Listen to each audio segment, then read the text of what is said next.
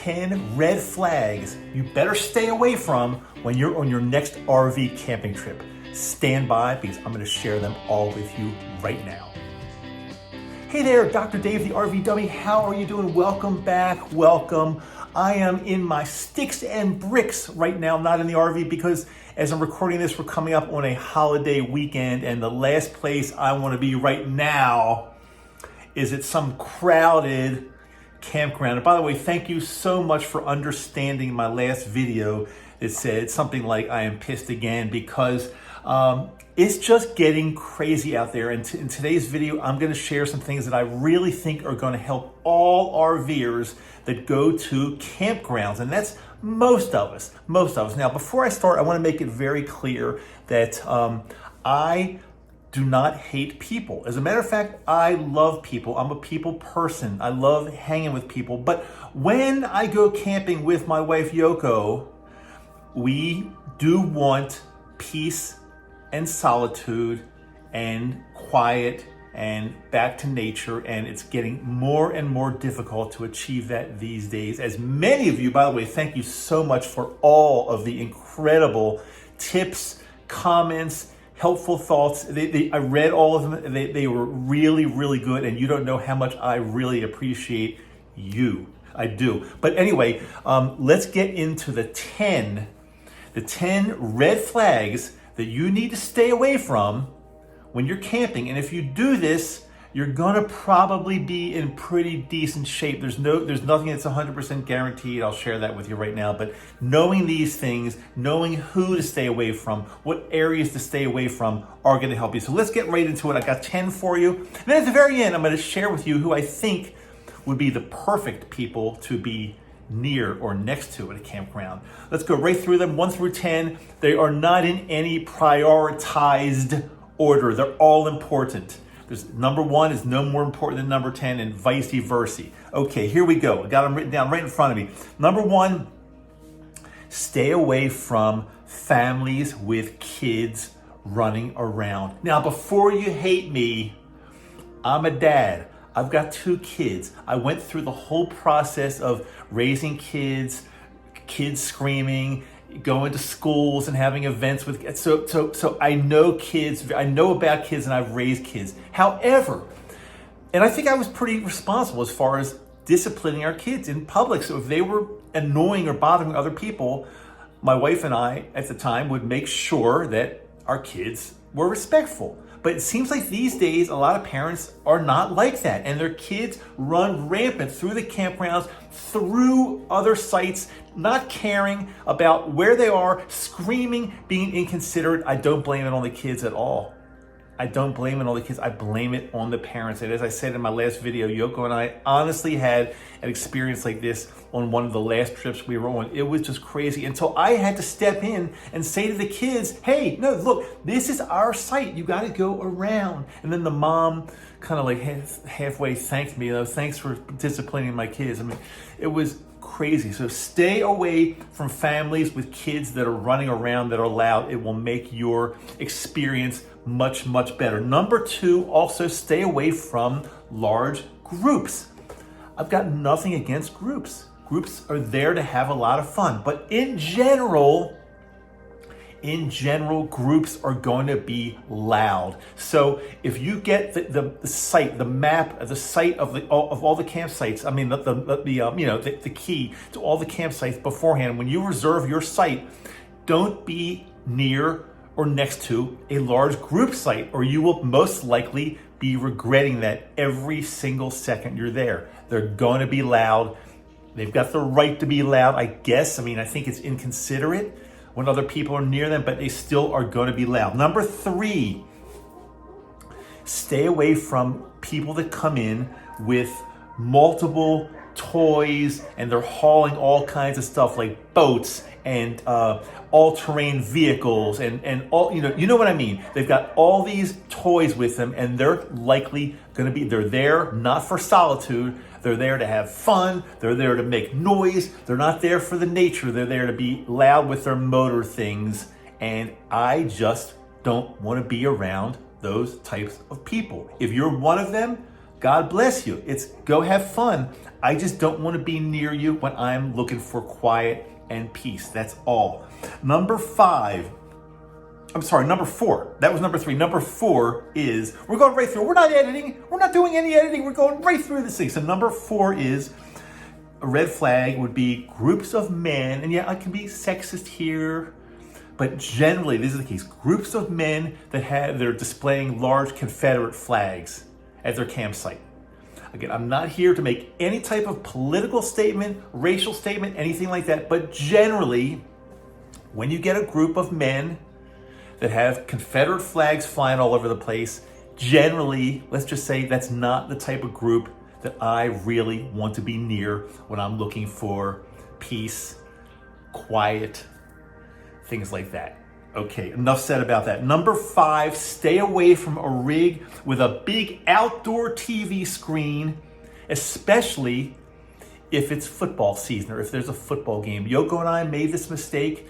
We didn't know any better, but it was about a year ago. We were traveling and we were at some campground. I can't remember where it was, and it was probably a Sunday or a day that had an NFL game. I don't remember what day it was, but all I know is that at the campsite next to us, it was one of these guys, macho guy that, loved football, and he had all of his friends over there. They were watching a big game.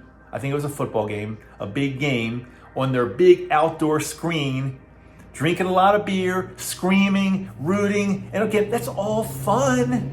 I'm not knocking anybody that does that, but do that in the privacy of your home and be as loud as you want. I don't care. Don't do it next to me when I'm camping. Please. Number 6, stay away from people who have no idea what time it is.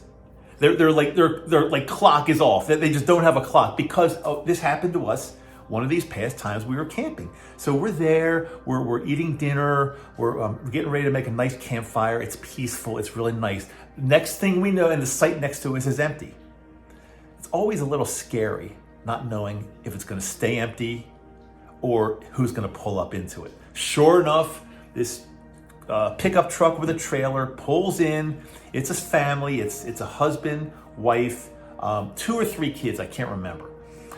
They were not bad people, but the kids were kids and they were talking loud, and this was getting into the evening, and Yoko and I were saying, okay, well, they're going to be quiet soon because it's getting dark and it's quiet hour. But the kids kept talking, the father kept answering.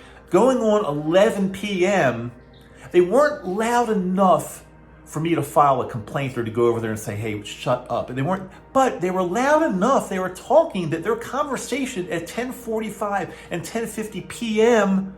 when Yoko and I are out there trying to sit by the fire was loud enough and disturbing that we didn't like it.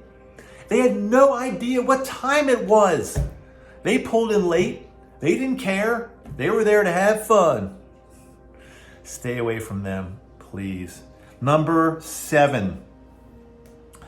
I think in my mind, a red flag, somebody that I would want to stay away from, is somebody that pulls into a campground with protest signs all over their rig or car that's being towed or pickup truck or whatever it might be. Protest signs. You know what's going on now. There's a lot of craziness. And again, I'm not getting political here at all. It doesn't matter to me what you believe. But you know something?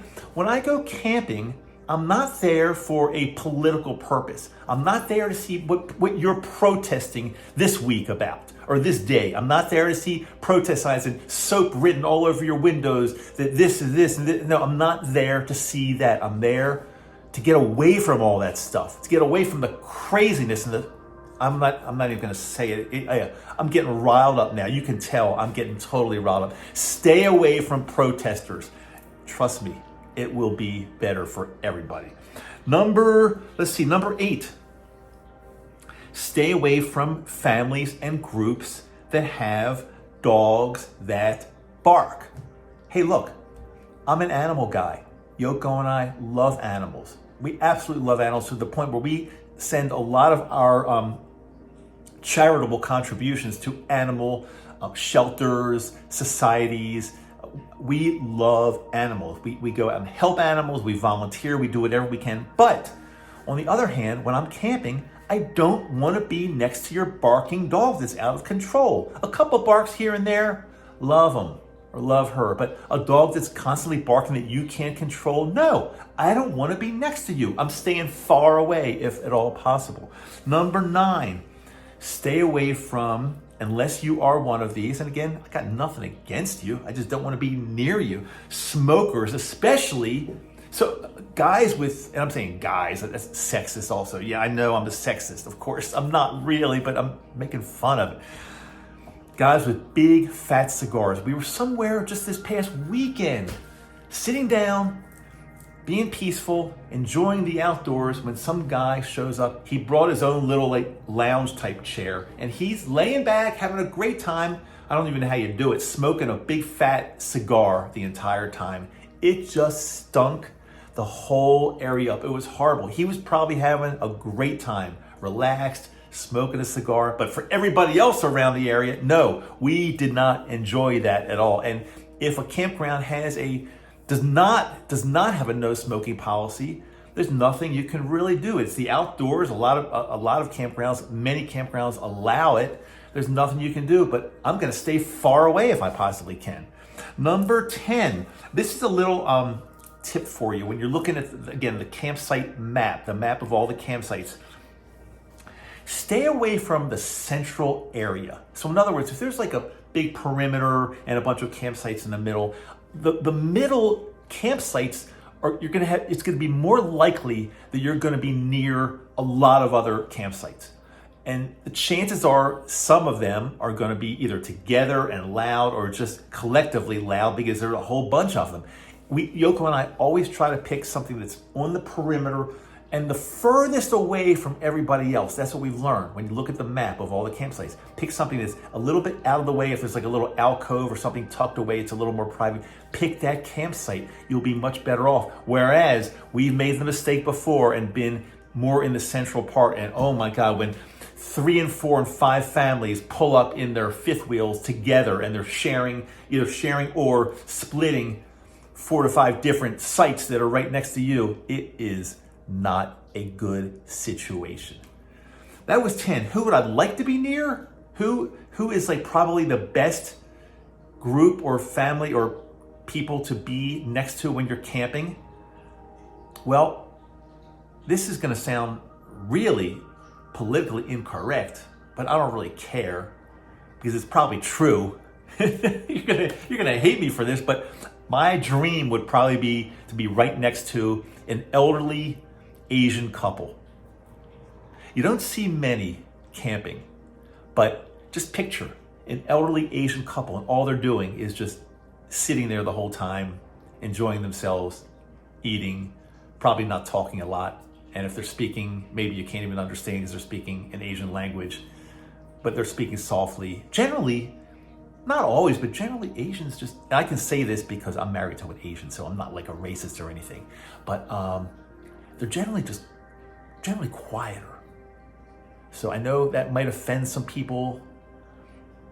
I'm an old white male. I'm like the most hated gender and race around, so I could probably say it, so it's okay. Having said that, if you haven't subscribed to me yet, please subscribe. I think you'll enjoy a lot of my videos. Maybe not all, but maybe a lot. And if you made it this far, remember, I'm available to chat with you on the phone if you like. Email me. Just email me at, I'll put it down here, rundrdave@gmail.com, and just put in the subject, let's chat. And I'm helping some people actually along in their, not only in their like RV searches but their lives, their RV lives and their lives in general. I'm helping a little group of people, and it's been a blast for me. I'm really loving it. It's not free. I have to charge a little something because I just can't give away all of my time, but it's really, really reasonable. And I'm making some big differences in some people's lives. So if you want to chat, if you want to just have a intro call with me, again, rundrdave@gmail.com. Put just let's chat. Tell me a little bit about what you want to chat about. If you want to chat about how to fix an RV, no, I'm not your guy. But if you want to talk more about life and what your next move should be, what you want to do with your life, you want to RV full time or it doesn't have to even be about RVs. I'm your guy for sure, 100%. Sorry, 100%. Until next time, I am yours truly, the RV dummy, Dr. Dave. See you later.